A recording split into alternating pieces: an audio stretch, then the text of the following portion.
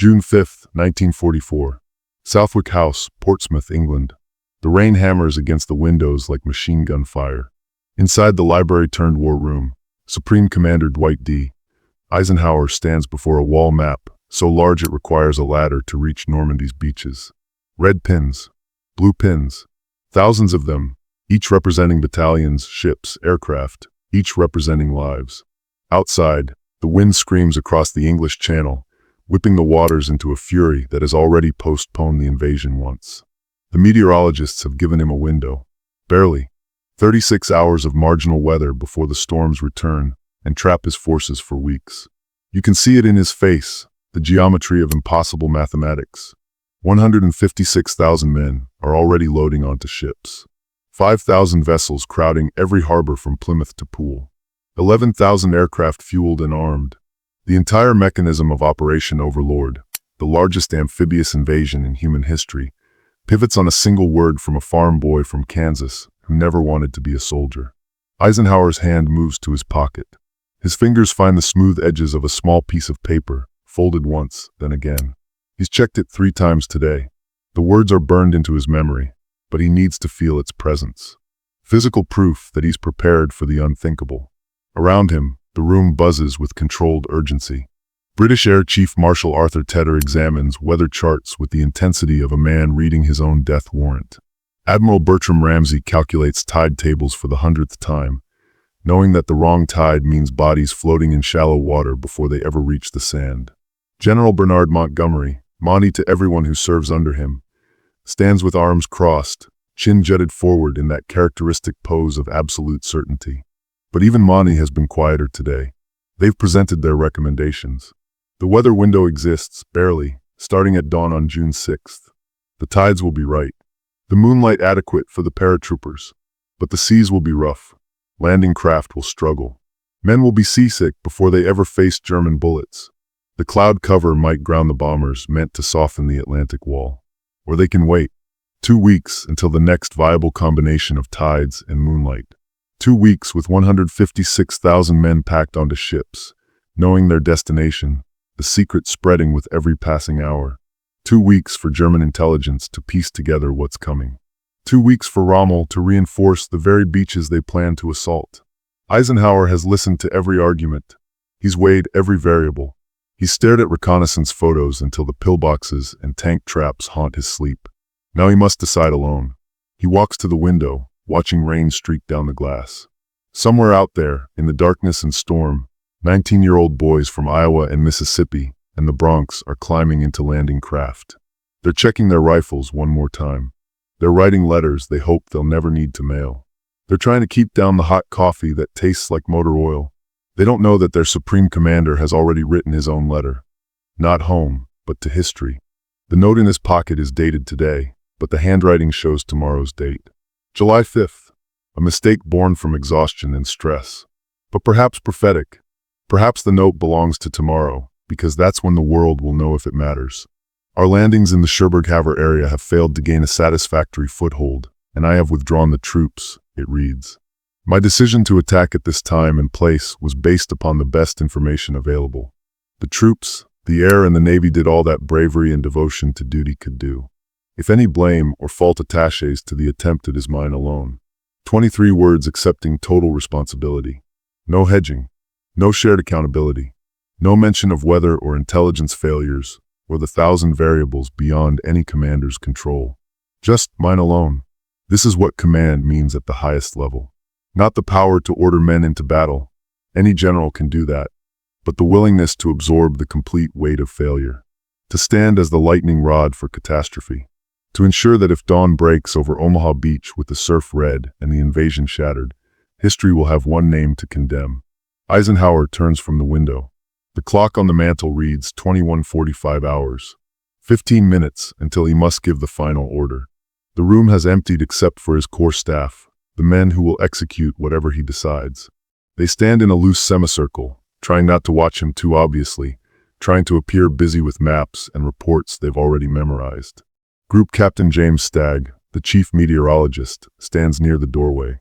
He's a Scotsman with the perpetually worried look of a man whose predictions can kill thousands. He's given Eisenhower the forecast 3 times now, each time with the same caveat. The weather will be marginal, possibly adequate, certainly not ideal. Stagg's hands clasp and unclasp behind his back. He knows what he's asking of these men, to trust mathematics and barometric pressure with their lives. Eisenhower lights a cigarette, his 4th in the last hour. The smoke curls toward the ceiling, dissipating like his remaining options. He thinks about George Marshall back in Washington, who gave him this command over 366 more senior officers. He thinks about Roosevelt, who approved Overlord knowing it could cost him the presidency if it fails. He thinks about Churchill, who has opposed a cross-channel invasion for years, haunted by the slaughter at Gallipoli, now sitting in London waiting for news that will either vindicate or devastate him. But mostly he thinks about the men, not the generals and admirals in this room. They chose this life, accepted these burdens. He thinks about the rifle companies of the 1st and 29th Infantry Divisions, who will hit Omaha Beach in the first wave. The 101st and 82nd Airborne Paratroopers already sitting in their C-47s at airfields across southern England, faces blackened with burnt cork, parachutes checked and double-checked. The Rangers who will scale the cliffs at Point du Hoc under direct fire. The Navy coxswains who will steer landing craft through obstacles designed to rip their bottoms open. They don't know his name. Most of them have never seen his face except in newsreels. But tomorrow, they'll execute his decision with their bodies. He pulls the note from his pocket again, unfolds it.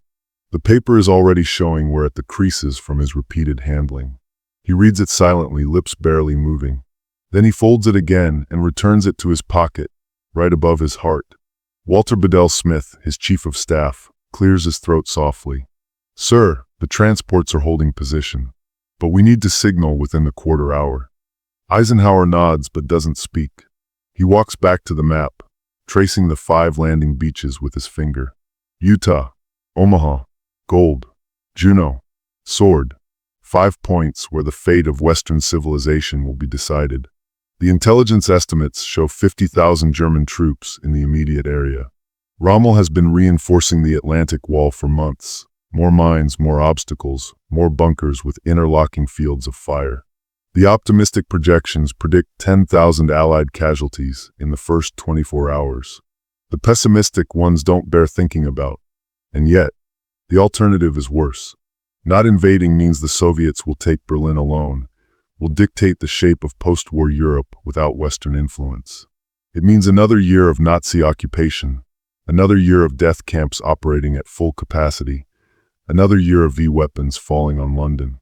It means explaining to the people of France and Belgium and Holland that liberation must wait because the weather wasn't quite right. Eisenhower has read the psychological assessments of the troops. Morale is high but brittle. They've been training for this for months, years for some. They're keyed up, ready, desperate to finally do something after all the waiting. Postpone now, and that edge dulls. Wait 2 weeks, and the secret spreads. German reconnaissance spots the buildup. Rommel moves his panzer reserves closer to the coast. There is no good choice.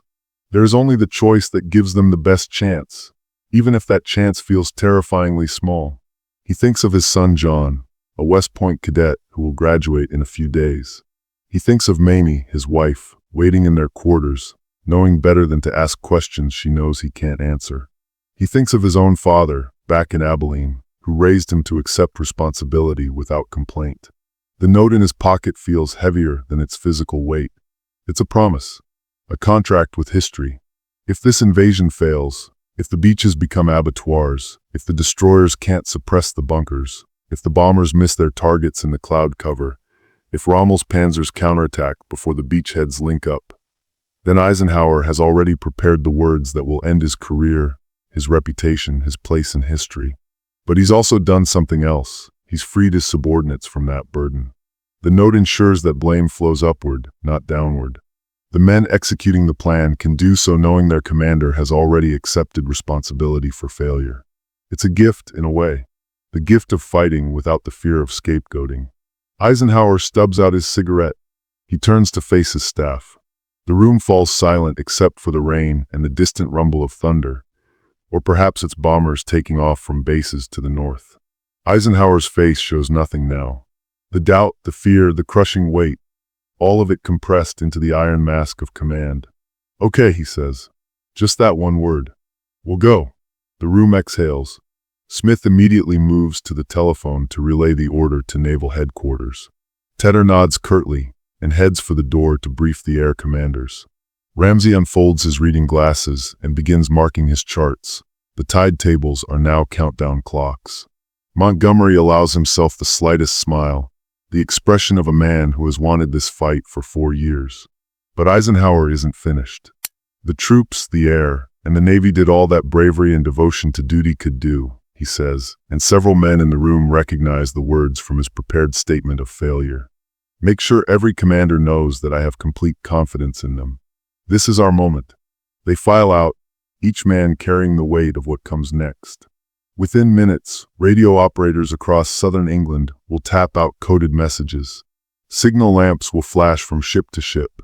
Paratroopers will receive final briefings. Tank commanders will run last-minute checks on their waterproofing. Medics will inventory their morphine syrettes one more time. Eisenhower remains in the room after they leave. He walks to the sideboard and pours himself 2 fingers of whiskey medicinal, he tells himself, though he knows it's a lie. His hand is steady as he lifts the glass. That steadiness surprises him. He expected to shake, but the decision once made has brought a kind of terrible peace. He drains the whiskey and sets the glass down carefully, precisely centered on the silver tray. The note stays in his pocket. June 5, 1944, 22:47 hours. RAF Greenham Common, Berkshire. Private First Class Robert Bobby, Nyland of the 101st Airborne, stands in a line of men waiting to board their C-47. He's 21 years old, from Tonawanda, New York. He has 3 brothers also in uniform, scattered across different units, different theaters. His mother writes letters addressing them collectively because it's easier than imagining them separately, vulnerable mortal. Bobby doesn't know about Eisenhower's note. He doesn't know about the agonizing in Southwick House or the meteorological gamble or the geopolitical calculations. He knows his rifle is clean, his reserve chute is properly packed, and his leg bag contains 3 days of rations, extra ammunition, and a photograph of a girl named Patricia who promised to wait for him. The C-47's engines are already running, props spinning, the noise making conversation impossible. Bobby watches the crew chief check the static line cables one more time. Everything is painted with black and white invasion stripes, the planes, the gliders, even the tow cables. Identity markings, so the Navy won't shoot them down. Lieutenant Thomas Meehan, their company commander, walks down the line checking each man's equipment with the thoroughness of a mother sending children to school. He tugs on harness straps, verifies dog tags are taped silent, ensures every man has his cricket clicker for recognition in the dark. Meehan is 24 and looks 40. He's been responsible for these men for 18 months of training, has written letters to parents explaining why their sons couldn't come home for Christmas, has recommended medals and signed condolence letters after training accidents. Meehan doesn't know about the note either, but he carries his own burden, a list of names in his breast pocket. 47 men under his command. He's memorized every face, every hometown, every nickname. If they die tomorrow, he wants to remember them as individuals, not statistics. Listen up, Meehan shouts over the engines. The men lean in, though they've heard this briefing 3 times already. We jump at 0130 hours. Assembly point is the crossroads at St. Mir-Église. Stay with your stick. Use your crickets. 1 click receives 2 clicks back. Any questions? No one has questions, or everyone has too many to ask. Then let's go win this war. They file up the aluminum steps into the C-47's belly. The cabin smells of aviation fuel, canvas, and fear sweat.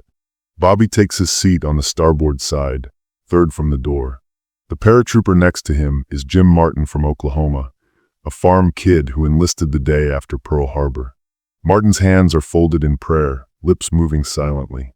The crew chief gives them a thumbs up. The pilot increases throttle. The C-47 begins to taxi, joining a stream of aircraft moving toward the runway like elephants walking trunk to tail. Bobby touches his pocket, feeling for Patricia's photograph, his own small talisman against the dark.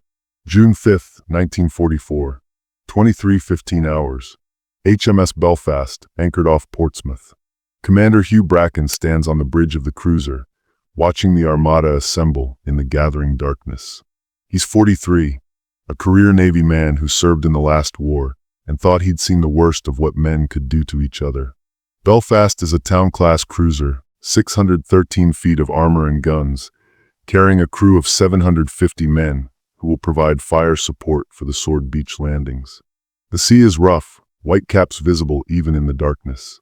Bracken can feel Belfast rolling beneath his feet, a gentle sway that will become more pronounced once they're in open water.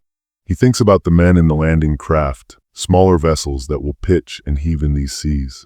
The Higgins boats are flat-bottomed, designed for beach approaches, not comfort. Most of the infantry will be violently seasick before they ever see France.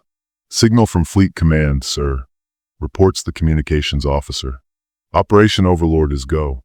Set sail at 0200 hours. Bracken acknowledges the order and checks his watch. Less than 3 hours until they weigh anchor. He looks out at the darkness where he knows 5,000 ships are waiting. Battleships and destroyers, transports and landing craft, minesweepers and patrol boats. The largest fleet ever assembled, and every vessel depends on every other vessel. The minesweepers must clear channels. The destroyers must suppress shore batteries. The cruisers must provide covering fire. The landing craft must deliver their cargo of humanity onto beaches defended by concrete and steel and men who will kill to hold them. And somewhere, someone made the decision to send them all. Bracken doesn't know who made that final decision, though he assumes it was Eisenhower. He's never met the Supreme Commander, has only seen photographs in the briefing materials. But he understands command, understands that someone somewhere had to look at weather reports and casualty estimates and say the word that sets everything in motion. Someone had to accept that ships will be lost, that men will drown in the surf weighed down by equipment, that the opening hours of tomorrow will be measured in blood and wreckage. He turns to his executive officer. "Pass the word. All hands to action stations at 0130 hours. Full battle stations by 0230. Have the galley prepare a hot meal now. The men should eat while they can." Below decks, Belfast's crew receives the news in different ways. Some men pray. Some write letters they'll leave with the ship's chaplain for mailing if they don't return. Some play cards with the manic intensity of men trying not to think. Some sleep, or pretend to, faces turned to the bulkhead. In the forward gun turret, able seaman Peter Walsh sits with his gun crew, cleaning the breech mechanism for the 100th time. The 6-inch guns are already clean. The Royal Navy doesn't tolerate dirty weapons, but the repetitive motion calms his hands. Walsh is 19, from Liverpool, volunteered at 17 by lying about his age. His father served in the Navy in the Great War, survived the Battle of Jutland, came home with lungs scarred by gas and nightmares that never quite faded. "You think we'll really do it this time?" asks Marine Evans, the gun layer. He's referring to Dieppe, the disastrous raid in 1942, where Canadian forces were slaughtered on the beaches. Everyone in the fleet knows about Dieppe. Everyone has heard the stories of tanks that couldn't climb the shingle, of men pinned down by enfilade fire, of landing craft that became floating coffins. "We're going," Walsh says flatly. "That's all you need to know." Evans nods and returns to checking the gun's elevation mechanism. Around them, the turret crew performs their rituals of preparation, checking ammunition hoists, testing communication lines to the bridge, securing loose equipment. Each man knows his role so thoroughly that he could perform it blind. They've trained for this, drilled until the motions became muscle memory. But training and reality are separated by an unbridgeable gulf, and every man knows it. Walsh thinks about his father, dying slowly in a Liverpool hospital, lungs finally giving out after 26 years of struggling for breath. His mother's last letter said the end was near, that Walsh should request compassionate leave. But the leave was denied. No one gets leave before an invasion. Walsh's father will die without seeing his son again, will die not knowing whether that son survives tomorrow. He touches the small photograph in his breast pocket. His father in naval uniform, 1916, young and proud and unaware of what was coming. Walsh wonders if he'll look as haunted if he survives tomorrow, if survival leaves its own scars. June 6, 1944, 047 hours. Somewhere over the English Channel.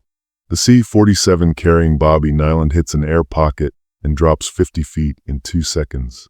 Men grunt as they're jerked against their harnesses. Someone vomits, the sound harsh in the confined space, the smell immediate and nauseating. The crew chief doesn't even look. He's seen it 100 times in training jumps, knows it'll happen 1,000 more times tonight. Bobby stares at the red light near the door. When it turns green, they jump. Simple as that. Except nothing about tonight is simple. They're flying at 500 feet to avoid radar detection, dangerously low, giving them almost no time if their chutes malfunction.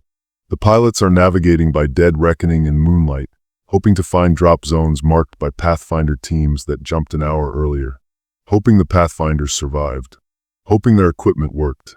Hoping German flak doesn't shred the C-47s before the paratroopers can exit. The plane banks sharply.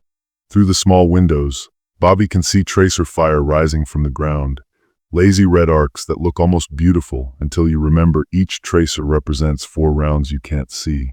German anti-aircraft batteries have opened up. The fighter escorts peel off to engage. The C-47s press on, unarmed, unarmored, relying solely on darkness and speed. "Stand up," Lieutenant Meehan shouts. The men struggle to their feet, laden with 90 pounds of equipment each. Bobby hooks his static line to the overhead cable. The man ahead of him checks Bobby's connection. Bobby checks the man behind him. The chain of trust that holds them together. Check equipment. Hands move in practice sequence. Ripcord handle verified. Reserve chute secure. Leg bag attached. Rifle strapped. Grenade pouches fastened. Everything checked twice because there's no second chance at 500 feet.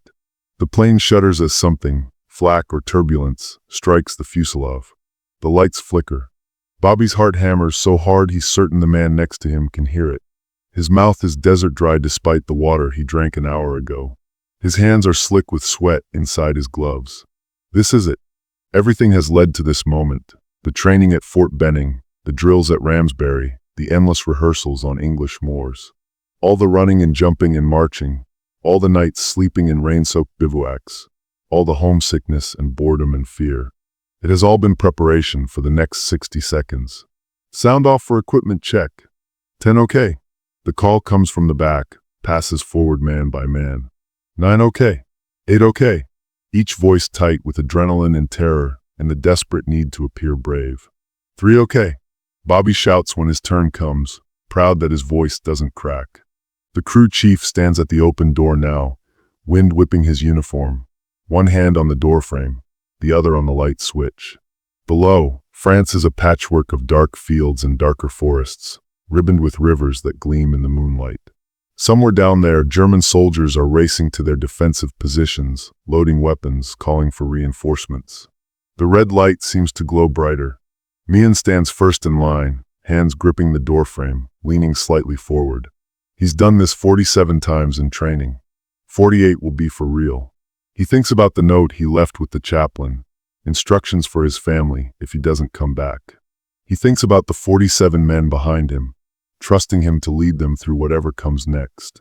He thinks about a girl in Pennsylvania who doesn't know that tomorrow will either be their future or his end. The light turns green. Go! Meehan doesn't hesitate. He launches himself through the door and disappears into the roaring darkness. The next man follows immediately. Then the next. The stick exits in seconds, bodies tumbling into the night at 120 miles per hour, each man counting. 1,000, 2,000, 3,000. Before the static line yanks their chutes open, Bobby reaches the door. The wind tears at him. Below is nothing but darkness and tracer fire and the unknown. He doesn't think. Thinking will paralyze him. He jumps. The slipstream catches him like a giant fist, spinning him sideways. The static line goes taut.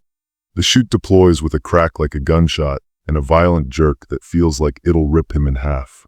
Then sudden, blessed silence as the C-47's engines fade and he's floating in the night sky. The silence lasts 3 seconds. Then the world erupts. Machine gun fire stitches the darkness. Flak bursts bloom like deadly flowers. Bobby looks up and sees his chute, intact, thank God, and the dark shapes of other parachutes descending around him. He looks down and realizes they're nowhere near the drop zone. He sees water, a river or flooded fields, impossible to tell. He sees hedgerows and buildings and the muzzle flashes of German weapons. He pulls his leg bag release, letting it drop on its 15-foot tether so it'll hit the ground first. But the ground is rushing up faster than it should. Wind is pushing him toward a tree line. He yanks on his risers, trying to steer, but he's too low, too fast. The trees reach up and grab him. Branches crack. His helmet is ripped off. Something tears across his face. His leg bag catches on a branch and jerks him to a violent stop 10 feet above the ground, suspended in his harness, tangled in an apple tree in occupied France. For a moment, Bobby just hangs there, stunned, checking his body for damage. His face is bleeding, but nothing feels broken. He can move his arms and legs. He's alive. Around him, the night is chaos, shouts in German and English, the rattle of small arms fire, the deeper crump of mortars. Parachutes hang in trees like strange fruit. One is on fire, still burning as it dangles empty. Another holds a body that isn't moving. Bobby pulls his trench knife and cuts himself free, dropping the last 10 feet and hitting hard. Pain shoots through his ankle, but he can walk. He grabs his rifle from the leg bag, checks the action, still functional, and clicks his cricket twice. Nothing. He clicks again. A burst of machine gun fire answers from 50 yards away. Bobby flattens himself in the grass behind the tree, heart pounding. German MG-42, he recognizes the sound. 1,200 rounds per minute. They called it Hitler's buzzsaw in training. The sound was terrifying even when it wasn't shooting at you. He has to move. Staying here means capture or death. But which way? The drop was scattered.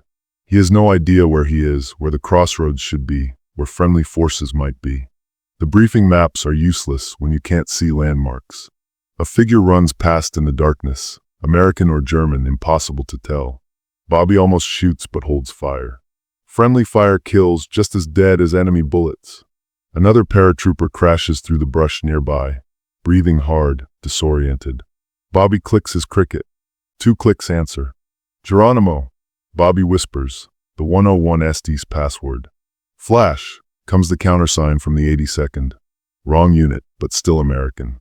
The figure materializes, a kid maybe 18, face blackened, eyes wide with terror. His arm is bleeding through his sleeve. You know where we are, the kid whispers. Hell if I know. You see an officer? Anyone? The kid shakes his head. Just saw 3 guys get shot coming down. Krauts are everywhere. They hear voices, German close. Both men freeze. A patrol, 4 or 5 soldiers, moving through the orchard checking parachutes. Checking bodies. Shooting anything that moves. Bobby and the kid press themselves into the shadows behind the tree. The Germans are 20 feet away. 15. 10. Bobby can hear them talking, something about cigarettes, about wanting to go back to the bunker. Young voices. Kids like him, probably scared like him, just trying to survive the night. One German stops directly on the other side of Bobby's tree. Bobby can hear him breathing. Hear him unsling his rifle. Hear the metallic click as he works the bolt. Bobby's hand moves to his fighting knife. If the German looks around the tree, if he sees them, there won't be time for rifles. It'll be steel and silence or bullets and death for everyone. The seconds stretch into eternities. June 6, 1944. 1:35 hours. Omaha Beach, aboard Landing Craft Infantry 492. Sergeant Frank Draper of the 29th Infantry Division stands wedged between 24 other men in a landing craft that's pitching violently in the dark channel. The ramp is up. The sides are high enough that he can't see anything but steel and sky, and the faces of men who look green in more ways than one. Most of the men are vomiting. The smell is overwhelming, puke and diesel fuel and unwashed bodies packed too close together. The landing craft climbs each wave, hangs at the crest, then crashes down with enough force to buckle knees. Water sloshes over the sides, mixing with the vomit, soaking through boots. Some men gave up trying to keep their balance and simply sat in the muck at the bottom of the craft. Draper is 32, ancient by infantry standards. He's a veteran of North Africa and Sicily, one of the few in this craft who's seen combat. The others are replacements, fresh from training, average age 19. They look at him like he has answers. He doesn't. He just has experience, which mostly means he knows how bad it can get. How long? Someone asks for the 10th time. 4 hours, Draper says. Maybe 5. Depends on the current. 4 or 5 hours of this torture before they even reach the beach. Before the real dying starts. The Navy coxswain at the helm looks like he's fighting the wheel, fighting the waves, fighting to keep them pointed toward France. Behind them, more landing craft, hundreds of them, thousands, stretching back to the horizon. And behind those, the big ships, the destroyers and cruisers and battleships that will provide covering fire. The plan, as explained in the briefings, is simple. The Air Force will bomb the German defenses at dawn. The Navy will shell them.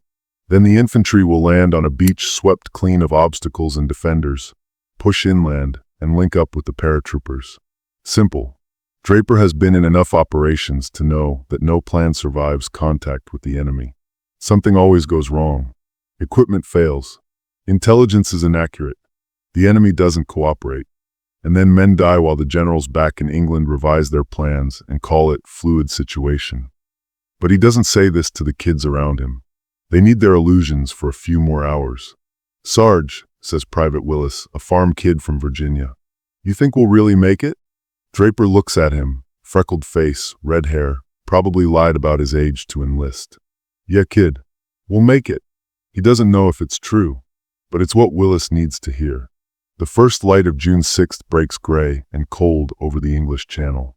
In the landing craft, Draper can finally see beyond the steel walls. The sight steals his breath. Ships everywhere, more ships than ocean.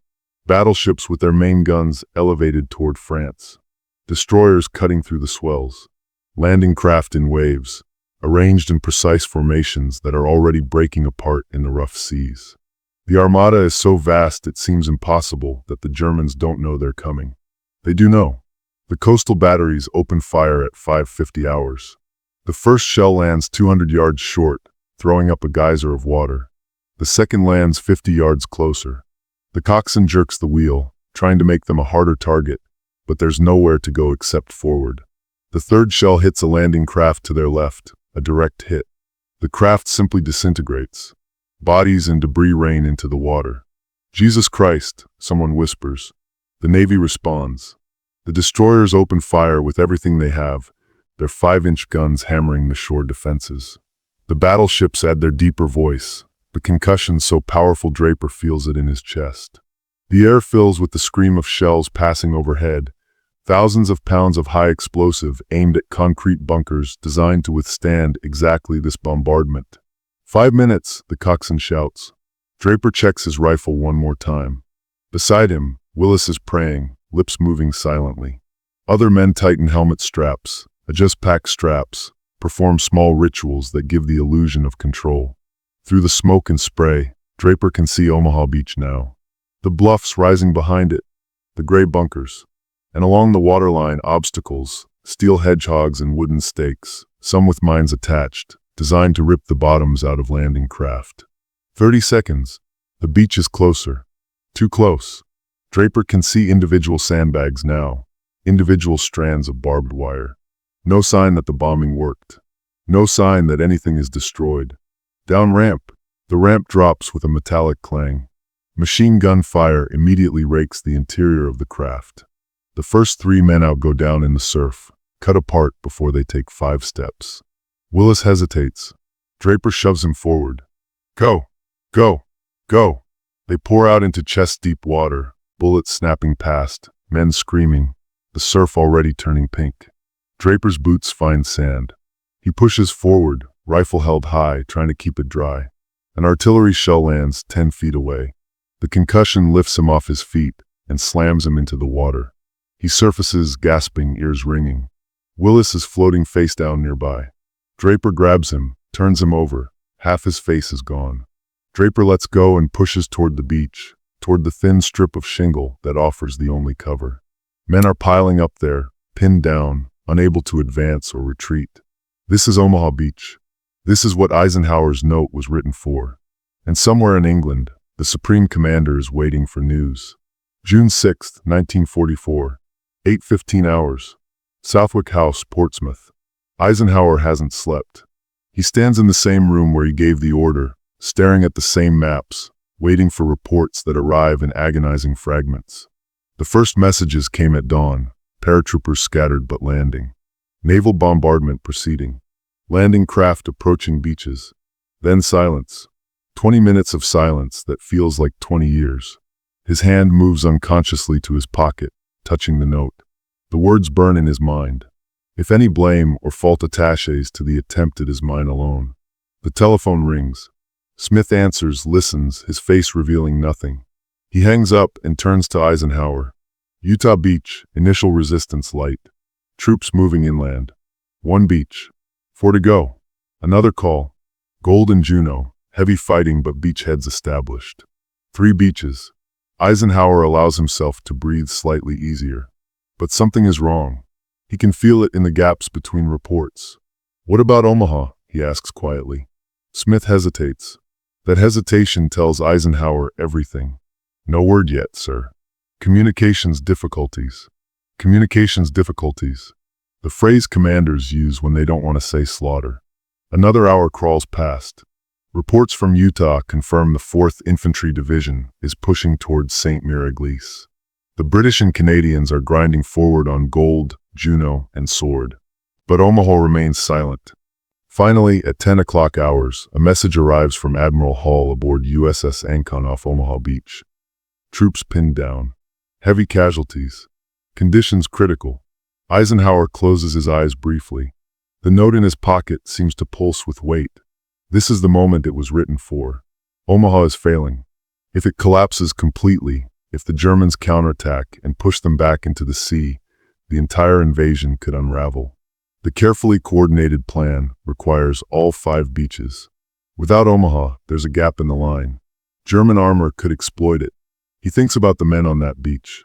Thinks about sergeants like Draper, privates like Willis. Thinks about mothers in Virginia and Iowa who will receive telegrams. Thinks about the note he'll have to release, the press conference where he'll accept sole blame, the quiet retirement that will follow. Sir? Smith waits for orders. Eisenhower straightens. Get me Bradley on Omaha, and prepare contingency plans for evacuation if necessary. But even as he says it, something is happening on Omaha Beach. Something that neither commanders nor notes can account for. Men are moving forward. June 6, 1944. 11:30 hours. Omaha Beach. Draper doesn't remember deciding to move. He remembers lying behind a steel obstacle, pinned down, watching men die. He remembers a colonel, he never learned the name, standing up in the fire and shouting, 2 kinds of people are staying on this beach. The dead and those about to die. Now let's get the hell out of here. He remembers standing. Others standing.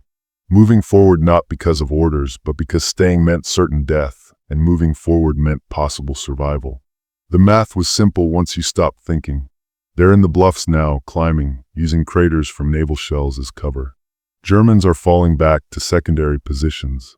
Bangalore torpedoes are blowing gaps in wire. Engineers are clearing paths through minefields. Omaha Beach is no longer a killing ground. It's a beachhead. June 6, 1944. 1847 hours. Southwick House, Portsmouth. The reports have been coming steadily for hours now. All 5 beaches secured. Casualties heavy but sustainable. Link-ups beginning between airborne and amphibious forces. German counterattacks repulsed. The beachhead is holding. Eisenhower sits alone in the library, the same chair, the same lamp. But everything has changed.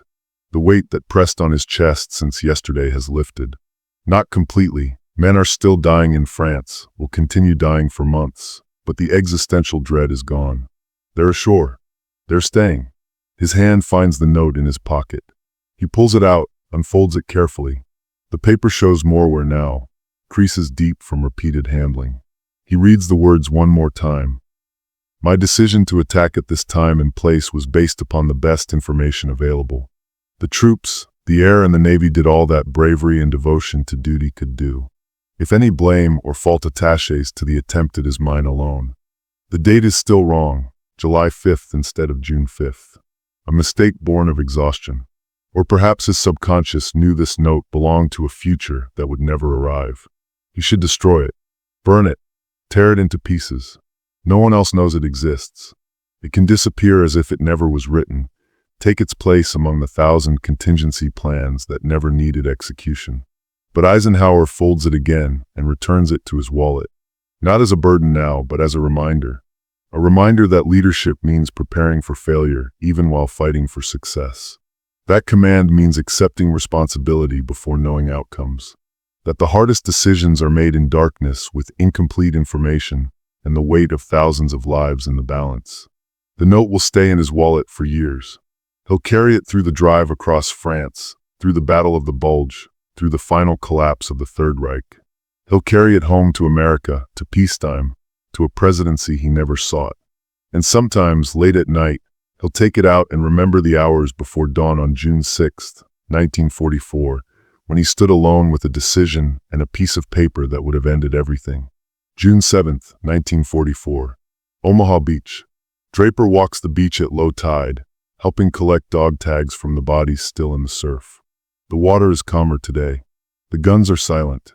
Ships are unloading supplies where yesterday they were unloading corpses. He finds Willis where he left him, still floating in the shallows. He removes the kids' dog tags, one for the Graves registration unit, one to send home. Willis was 19.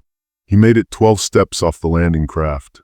Draper doesn't know about Eisenhower's note, doesn't know about the agonizing in Southwick House or the prepared statement of failure. He knows only that they were sent to do the impossible, and somehow they did it. Not because of perfect planning or overwhelming force, but because men like Willis kept moving forward when every instinct screamed to hide. That's what victory looks like. Not the absence of fear or failure, but the presence of men willing to stand in the gap between what is and what must be. Draper pockets Willis's tags and continues down the beach. Subscribe for more untold WW2 stories.